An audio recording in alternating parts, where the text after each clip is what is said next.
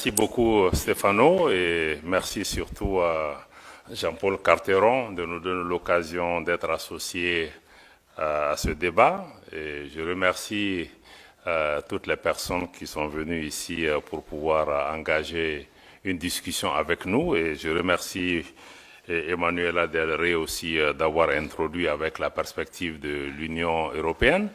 Je pense que ce qui est important pour nous, États du Sahel, avec mon collègue de l'Alliance des États du Sahel, avec mon collègue du Burkina et puis l'ambassadeur du Niger, c'est de pouvoir donner quelques clés de compréhension de ce qui se passe dans cet espace qui lui-même aujourd'hui fait l'objet d'une telle désinformation que les gens n'ont vraiment pas le temps d'essayer de comprendre ce qui est en train de se passer. On est pour, on est contre, on se prononce, on se positionne, mais je pense qu'il faut avoir les clés de lecture qui me semblent être importantes. D'abord, le premier élément, c'est d'abord sur le Sahel, parce que je vois que le titre, c'est les États du Sahel. Il faut comprendre que les États du Sahel ne sont pas que les 3 États du Sahel, ou même ceux qui étaient appelés avant le G5 Sahel, mais que le Sahel comprend du Sénégal jusqu'à la Somalie, et le Maroc, la Libye, d'autres pays font tous partie de ce Sahel où il y a un continuum humain, géographique, géopolitique, etc.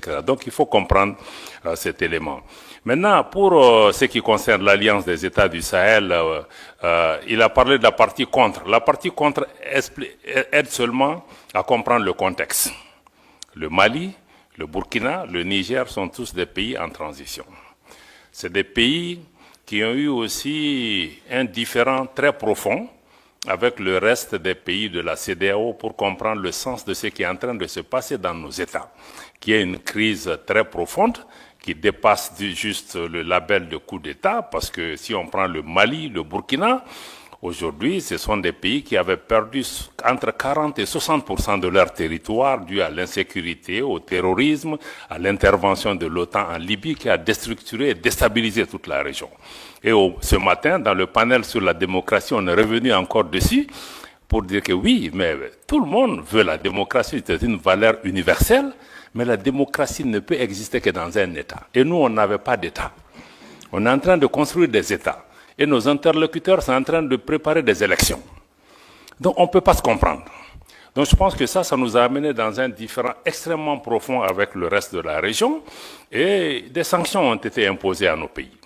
Ce qui me semble aussi normal, il ne faut pas qu'on pense que ce n'est pas normal.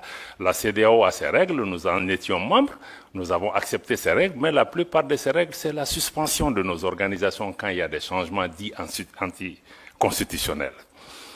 Mais il y a eu des sanctions économiques et financières qui ont été imposées à ces pays sans aucune base légale. Il n'y a aucun traité, aucun texte de la CEDEAO qui est prévu qu'on puisse fermer les frontières. Jusqu'à demain. J'espère que des juristes pourront nous donner la réponse. On a utilisé l'Union économique et monétaire pour fermer nos banques centrales, pour fermer nos comptes bancaires des États, pour affamer les populations. Dans le cas du Niger, même les médicaments n'étaient pas autorisés. Pourtant, l'article 4 du statut de la Banque centrale indique que la banque ne peut recevoir d'injonction d'aucun autre organe, fût-il l'organe des chefs d'État. Mais ça a été fait. Bon, je pense que ça a été des erreurs qui ont, de mon point de vue, touché à l'ADN même de l'organisation. Parce qu'une organisation qui est faite pour intégrer, si elle commence à désintégrer, elle attaque son ADN. Et ça crée un fossé entre nous. On a essayé d'expliquer à nos amis de la CEDEAO, la suspension ne veut pas dire ostracisme et exclusion. Je suis heureux que ma sœur Barbosa est ici. Elle était ministre des Affaires étrangères de la Guinée-Bissau. La dernière discussion qu'on a eue avec la CEDEAO, c'était justement à Addis Abeba, si je ne me trompe pas, en janvier ou février 2023. On a eu un échange avec elle. Elle était présidente du Conseil des ministres de la CEDEAO. On dit, si vous ne faites pas attention avec la politique des sanctions, on va aller vers une cassure. Parce que même si on est suspendu, il y a un minimum d'engagement. On dit, il faut là que l'engagement reste sur 3 questions. 1, si vous discutez des questions qui touchent à nos pays, appelez-nous au moins pour 15 minutes. Écoutez-nous, on quitte la salle. 2, Si vous discutez des questions de sécurité, ça ne peut pas se faire sans le Mali, sans le Burkina. À l'époque, on était 3, ministres des Affaires étrangères, le Burkina, le Mali et la Guinée à l'époque. Et le troisième élément, on a dit, s'il y a des questions humanitaires, ça ne peut pas se faire sans nous. Et on nous a dit, mais pourquoi on a demandé ça? On a même accru les sanctions, on a ajouté les ministres des Affaires étrangères et même les chefs d'État. Ça nous a mené à la cassure. Et à partir de ce moment, nous, on a dit, bon, puisque nos chefs d'État sont sanctionnés, les ministres des Affaires étrangères sont sanctionnés, vous avez fermé la porte du dialogue. Donc, vous n'allez plus pouvoir aussi venir dans nos pays, sinon on ne peut pas aller chez vous. Je pense que ce sont ces erreurs accumulées qui nous ont amenés jusqu'à ce que, maintenant, il y a eu le coup d'État au Niger, et la CEDEAO a décidé de faire une intervention militaire.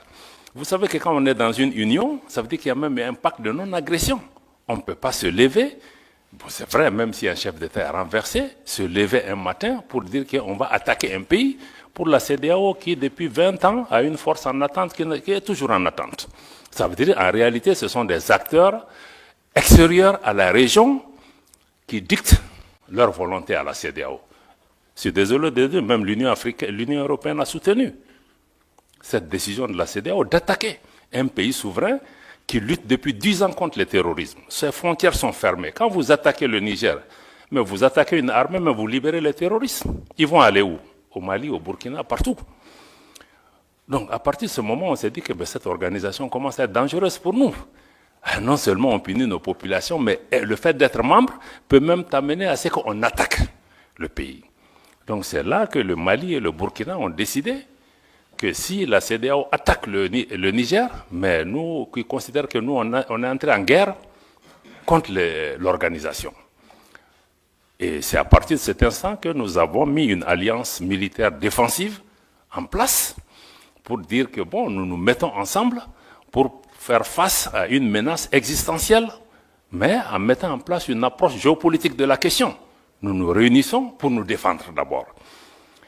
Mais en faisant ça aussi, on s'est dit, bon, c'est pas seulement une alliance, et je pense que c'est notre réponse qui a d'ailleurs dissuadé, en définitive, les gens ont commencé à comprendre que, bon, Niamey, ça ne sera pas une promenade de santé. On va faire face à 3 armées qui sont en guerre depuis 10 ans. Bon, donc, je pense que ça nous a amené à ça, et on s'est dit, bon, on va aller au-delà de l'alliance militaire pour créer, le 16 septembre 2023, donc on a créé l'alliance des États du Sahel sur la base de la charte du Liptako-Gourma. Mais on est en train de travailler maintenant pour aller beaucoup plus loin que ça. Pourquoi on veut aller beaucoup plus loin que ça? Ça, c'est la partie, on était dans la partie contre, comme tu as dit, c'est créer contre, mais ça, c'est juste expliquer le contexte. Mais en réalité, la partie pour c'est que la région qu'on appelle le Liptako-Gourma, qui réunit les 3 États, que certains ont appelé la zone des 3 frontières, abusivement, mais cette zone est une zone géoculturelle et géographique qui existait depuis des décennies. D'ailleurs, il y a une organisation, l'autorité du Liptako-Gourma, ces 3 pays partagent les mêmes réalités climatiques, géographiques, culturelles et même sécuritaires. Donc, on a décidé de mettre en place une communauté qui puisse nous aider, à assurer la sécurité, à lutter contre le terrorisme, parce qu'on lutte contre le terrorisme dans cet espace depuis longtemps, mais on ne pouvait pas le faire ensemble. Maintenant, on va le faire ensemble. Et contre tous les autres facteurs d'insécurité, le deuxième pilier, c'est de travailler à mettre en place une intégration économique poussée, parce qu'il y avait déjà un espace économique et géoculturel qui était là pour pouvoir travailler, pour renforcer la libre circulation dans nos pays, avoir des projets intégrateurs dans le domaine de l'énergie, dans le domaine des transports, dans le domaine des infrastructures. Bon, parce que nos pays sont physiquement aussi liés par beaucoup de réalités qu'on peut... Et ces pays regorgent aussi des ressources minières, minéralogiques, de toutes sortes. Ne serait-ce que si on prend les ressources souterraines de cette région, c'est énorme. Personne ne voit le Sahel en tant que source d'approvisionnement de l'Afrique et du monde en ressources en eau. Parce qu'on voit que l'aspect désertique. Donc, je pense que ça, il y a l'aspect intégration économique sur lequel nos ministres des Finances et les ministres en charge du développement ont travaillé pour pouvoir vraiment nous rapprocher davantage. Et le troisième, c'est vraiment travailler ensemble pour que nos pays parlent d'une seule voix, avoir une action diplomatique coordonnée. Donc, si on dit donc cet espace économique-là sur lequel on est en train de travailler, je pense que c'est extrêmement important de regarder nos ministres en charge des affaires étrangères ont recommandé aux chefs d'État d'aller même vers une confédération. C'est-à-dire une confédération en prélude à une fédération des 3 États, qui se fera par étapes. Pourquoi nous proposons ça? Parce que nous, nos pays, je dois le répéter, la première réponse était peut-être raconte quelque chose, mais quand on a commencé à exister, beaucoup ont dit, même la CEDEAO, les premières réactions, quand on a signé la charte du Liptako-Gourma, c'est que ces pays veulent casser la région. Ils veulent diviser, ils veulent attaquer l'intégration africaine.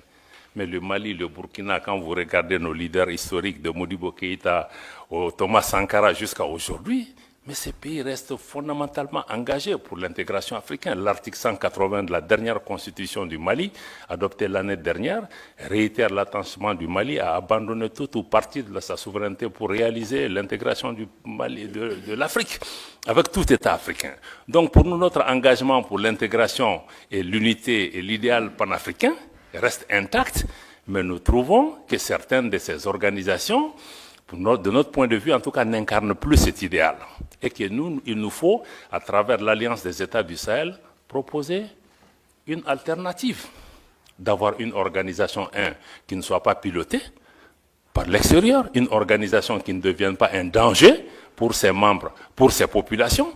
Comment on peut travailler à rapprocher nos populations en mettant en place une autre façon de faire. Je pense que c'est là où il me semble être important que vous compreniez, qu'on soit pour la CEDEAO, pour l'UEMOA, ou comprenez qu'avec l'AES, il y a une nouvelle donne géopolitique qui est là. Que vous l'aimez, que vous ne l'aimiez pas, peu importe. 2.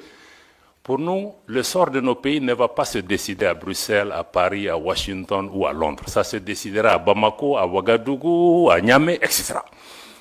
Donc cette réalité géopolitique est là, il faut la suivre, il faut regarder ce qui est en train de se passer.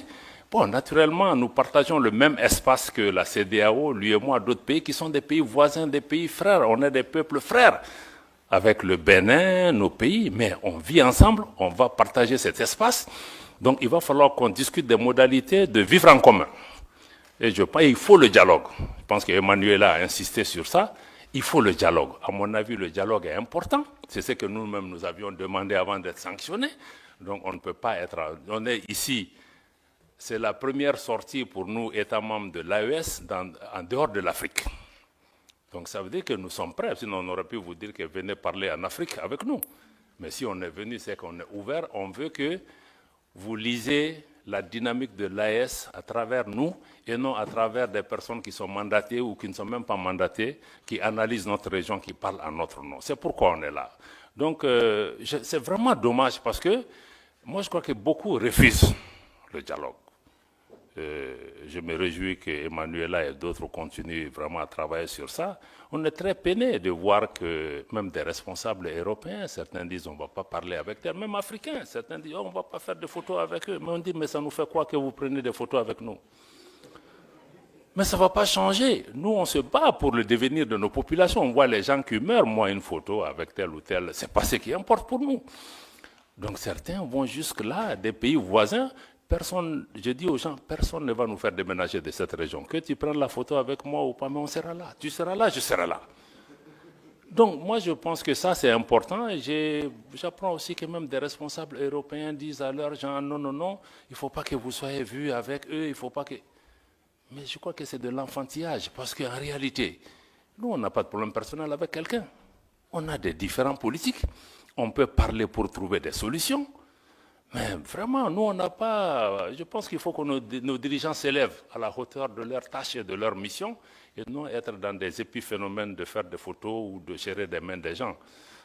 Moi, si c'est l'intérêt du pays, même avec le diable, je vais dealer. Voilà, donc quand c'est nécessaire.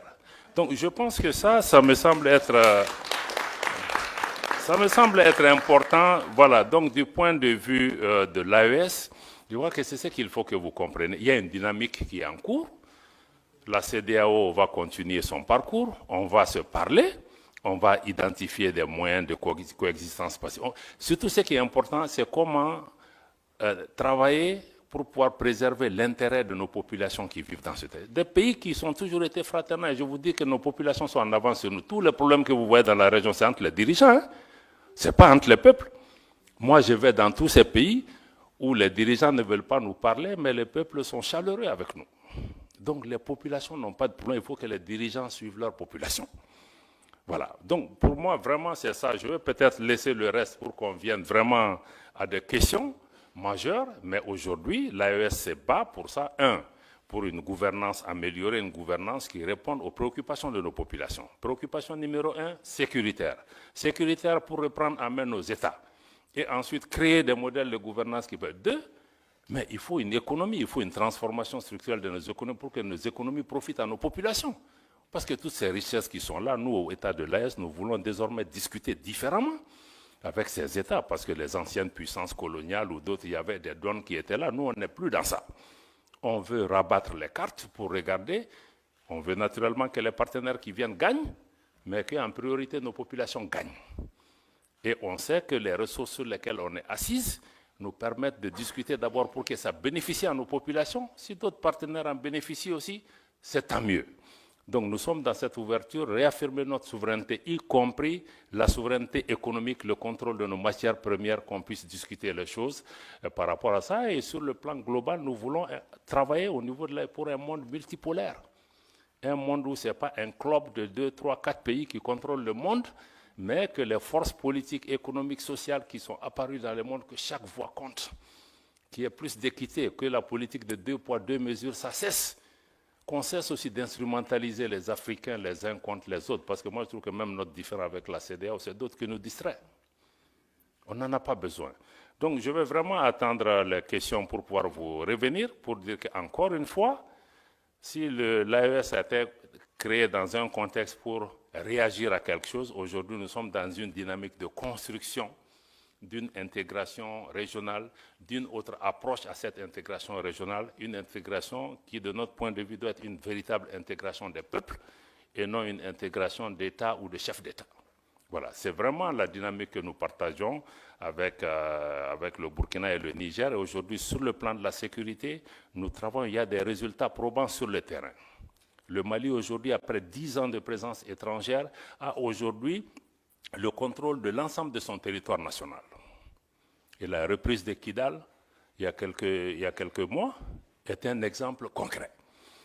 Et il y a beaucoup de Kidal qui vont se passer aussi sur le terrain, dans notre espace. Nous souhaitons que vous soyez des observateurs objectifs avisés et que vous regardez comment vous engagez avec cet espace, mais avec ou sans vous, nous allons avancer. Il faut que les gens aussi comprennent ça. Si les Européens ne sont pas là, les Chinois seront là, les Russes seront là, les Australiens seront là. Donc aujourd'hui, là, on n'est marié à personne. Voilà. Je m'arrête là. Merci beaucoup.